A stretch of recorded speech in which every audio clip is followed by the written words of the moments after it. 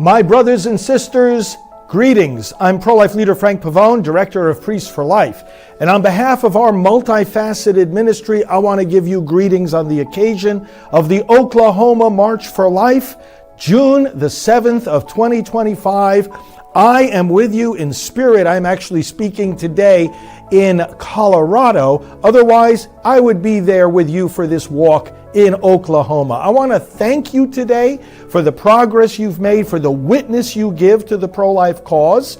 And I want to encourage you as we press on forward to do even more.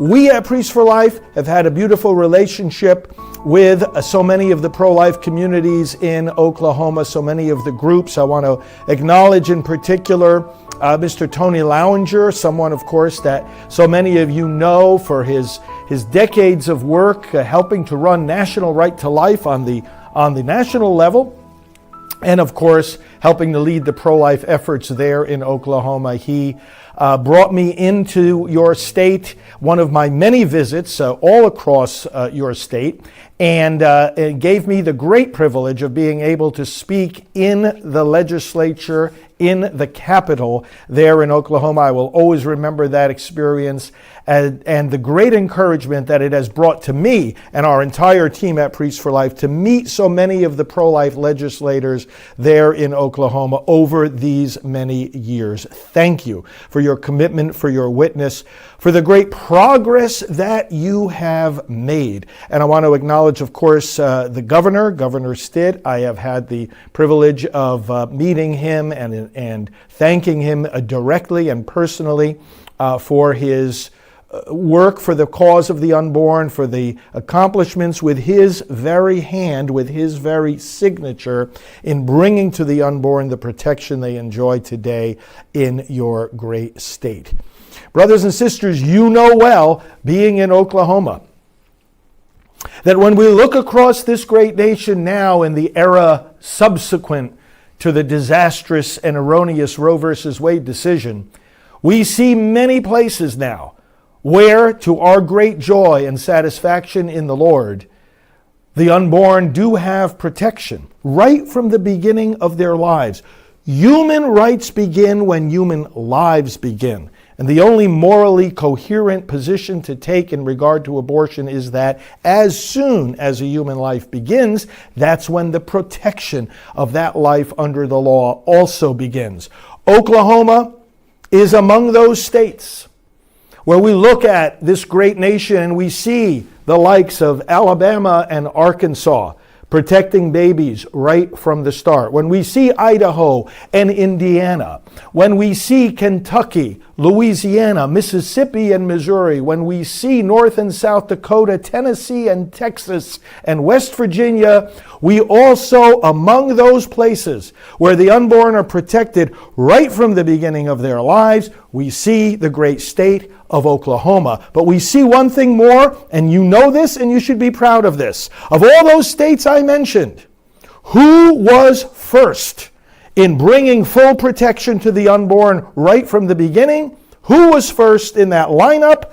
It was you.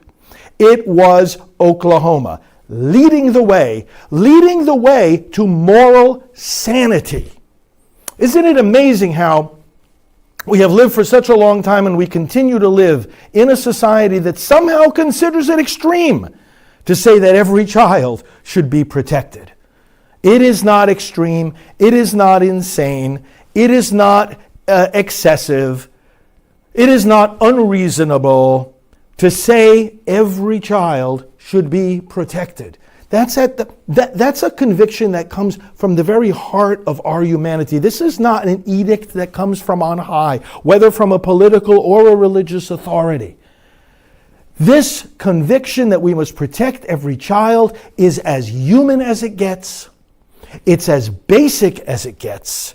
It flows from our very humanity, and that's why nobody can stop the pro-life movement. We can't stop the pro-life movement, even if we were to try.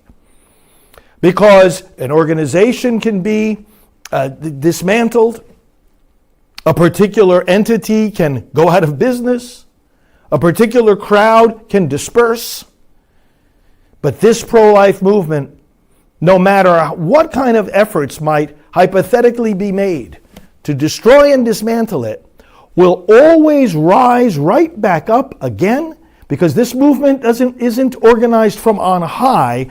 It gets organized around the kitchen tables of everyday Americans. It gets organized and it takes shape and it finds its fire among people sitting in their homes and recognizing and knowing instinctively human children deserve protection. The weak deserve more protection because of their greater weakness and dependency. Isn't it amazing how the other side tries to argue that because a baby in the womb is dependent on that mother, because that baby needs that womb to survive, that somehow that's an argument for taking the baby out of the womb? It's just the opposite. That's an argument for keeping the baby right there where she or he belong.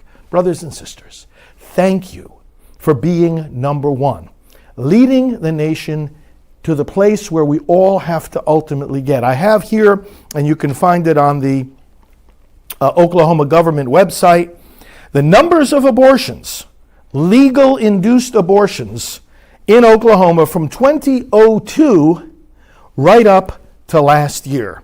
And we see these horrific numbers each year numbering in the 6,000s, then in the 2011 going down to the 4,000s for several years, and then all the way up to 2021 actually, and then in 2022 going down to 898. And that's the year, of course, that your law protecting all babies went into effect. And in 2023, I see the beautiful number of legal induced abortions in Oklahoma at 0. And then in 2024, I see just the number 1. Brothers and sisters, thank you. Thank you, all of you who are marching today. Thank you, all of you who are watching this message, whether you were able to march or not, for bringing about this result, which is, again, the only civilized response, the only morally sane response to the problem of abortion. Now, we know, of course, that these numbers do not take into account those abortions that may not have been reported, or those abortions, sadly, that Oklahoma residents underwent in other states. And that brings me to the second part of my message. First, saying thank you for these fantastic results, and secondly, press on for more. We always have to press on for more. You know, I'm involved in the state of my residence right now is Florida, and I'm involved in organizing a Florida March for Life. In fact, we had one earlier this year, and we will have one again in 2026. And interestingly, we're running across the objection from some religious leaders to the very idea of having a march. And what they've been saying is, well, you know, in Florida we have protection for the unborn. Well, we have it up until starting at 6 weeks. It's one of the heartbeat bills. We have a further way to go to catch up with Oklahoma. But even so, this individual and some of these leaders are saying, well, a march is a protest, and because we don't have a big legislative battle over abortion in Florida right now, we don't have a court case being resolved right now. The Supreme Court actually ruled in our favor last year on some of these pro-life points. They're saying, well, the march is a protest and we don't have anything to protest. And I don't have to tell you. I can practically hear your response right now as I say this. How ridiculous that is. What do you mean we don't have anything to protest? The fact of the matter is that there still are babies being killed by abortion. They may be going out of state. We know they do go out of state. And they have to be helped. They need to be reached. If one person in one circumstance is having their baby legally killed, no matter where they are, we've got something to protest. There will always be pregnant moms who are afraid, dads who have helped conceive a child who are desperate, grandparents of an aborted baby who fear the shame or the difficulty that their child might undergo if this pregnancy continues. There are pressures, and there are deceptive messages, and there are power-hungry, money-hungry people trying to pressure and deceive those individuals, take advantage of a difficult situation, and get them into that abortion clinic. And when that happens, and because that is happening, we have reason to protest. There are too many people in our state. There are too many people in every state, and the polls show this very clearly, who still think it's okay to abort a child, who still think that abortion should be legal even in many or most circumstances. Too many people hold that deceptive position, and if that is the case, we have something to protest. And so we march. We march not because we don't celebrate. In fact, part of the purpose of marching is precisely to celebrate and to give thanks for the protections that all of you and your lawmakers and your governor and your pro-life leaders in Oklahoma have achieved over all these years. Yes, this is a celebration. And at the same time, we press on and we march, because the progress we have made must always be protected with vigilance, just like the lives themselves of these children are protected. We protect our progress. We protect our policies because we know the battle still rages. We know the enemy wants to dismantle every single pro-life law that has ever been passed in Oklahoma, every single pro-life provision, wants to reopen every single abortion facility, and indeed have them function as they do, sadly, in some states, right up until birth, and sometimes even beyond. Brothers and sisters, we march because we have to press on always for more. There are more of your fellow citizens in Oklahoma who need to be convinced of the reality of that unborn child. There are more who need to hear the testimonies, like we have our Silent No More campaign, of those who have had abortions and are willing to speak out.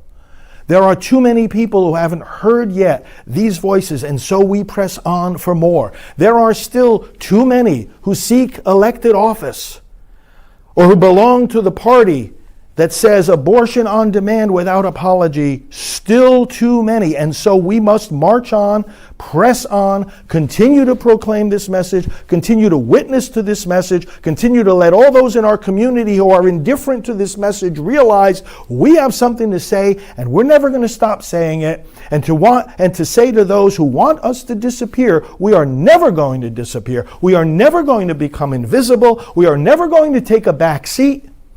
Because defending life, whether in Oklahoma or in California and New York, not just in Mississippi, but in every place, especially where the pro-abortion people have the upper hand, we will never stop insisting that in every state, in every county of America, in every square mile, on every square inch of this sacred land that Almighty God has given to us, life will be upheld, life will be protected and respected. Thank you for showing the way, and thank you today for giving the example that no matter how much progress we have made, we press on for even more. Brothers and sisters, we at Priests for Life want to continue standing with you, working with you. We have a multifaceted ministry, and in fact just started a C4 lobbying group called Pro-Life Vote. You have voted the right way, by and large, all across your state in a mighty way, electing public servants who know the difference between serving the public and killing the public. And if a public official does not know that difference, they don't belong in public office. And let me, in regard to that, again thank the legislators, both current and past, and those who aspire to it in the future, there in Oklahoma, for your pro-life work and witness. Again, especially to your governor, thank you for your activity and your courageous commitment that is getting things done in your great state. Brothers and sisters, we want to join hands with you at Pro-Life Vote and on all the ministries of Priests for Life, our broadcasting, our youth outreach, our social media, our work with the churches. I want to thank the pro-life pastors of your state for standing strong and for recognizing that preaching about abortion is not adding something on top of the gospel or introducing some extraneous political element into the works of the church. No, when the church stands up and calls for the protection of the unborn and points out the radical evil of those who are promoting abortion and calls the people of God to vote pro-life, recognizing that if a politician can't respect the life of a little baby, he or she's not going to be able to respect ours either.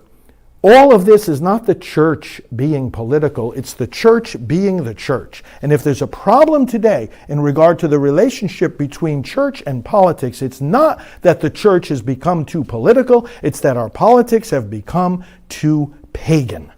And thank God, thanks to the way you are voting in Oklahoma, thanks to the way pro-life legislators and other public officials are standing up and making their positions known without apology. Thanks to that, we are restoring politics to what it is supposed to be and to how it was always seen by our founding fathers, who acknowledged the first of all our rights and the condition for all the rest, the right to life. As you march today, have the joy of the Lord. As you march today, have the gratitude of the Lord. As you march today, witness to the Spirit of the Lord, one who brings patience and kindness and generosity and self-control and love for life. Because He, Almighty God, is life, gives us life. And as He calls us to defend and protect life, we discover Him and we take hold of life eternal. God bless you for marching for life. Greetings from all of us at Priests for Life, and I hope to be back among you again very soon there in the great state of Oklahoma. Pro-life leader Frank Pavone here of Priests for Life. God bless you all. Changing our world is not a matter of wishful thinking. We have to participate in the process of making good laws and stopping bad ones. Your voice is needed.